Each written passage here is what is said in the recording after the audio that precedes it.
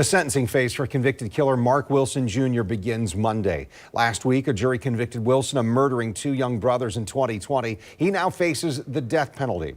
Wilson said that he was on meth at the time of the murders. News4JAX reporter Ann Maxwell covered the first phase of the trial. She's joining us now live. And you spoke with a forensic psychologist about the role drug use could have played in these murders.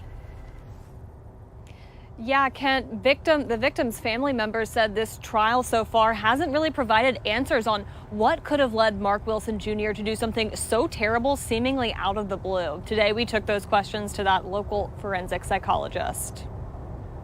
For 2 years, the family of Robert and Tayton Baker has asked why the man convicted of killing them, Mark Wilson Jr., didn't testify at trial, but he gave confusing answers on his motivation in this recorded video interview shown at the courthouse. Wilson told investigators he suspected, without evidence, the boys were abusing his daughter and sleeping with his girlfriend, and that he felt his girlfriend wanted him to kill them, even though she never actually told him that. The boy's step-grandmother, Deborah Benson, said his long-awaited responses didn't provide the answers she craved. He didn't even have a reason, and it just was so disappointing and enraging to watch that. Wilson told investigators he'd been awake for 3 days leading up to the killings and was high on meth at the time. The Baker brothers' grandfather told News4JAX Wilson wasn't known to be violent, but said he was addicted to drugs and paranoid. Forensic psychologist Dr. Justin Dorenzo, who is not affiliated with the case, said what he's read about the trial suggests Wilson could have been experiencing meth-induced psychosis. It is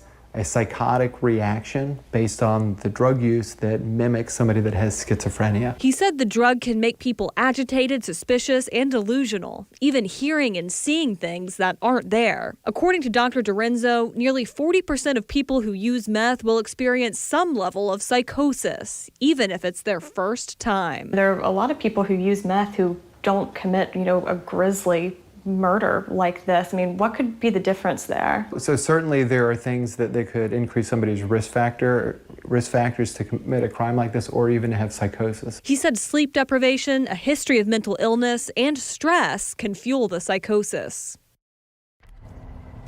Dr. Dorenzo went on to say drug-induced psychosis isn't considered insanity in court if the defendant took the drugs willingly.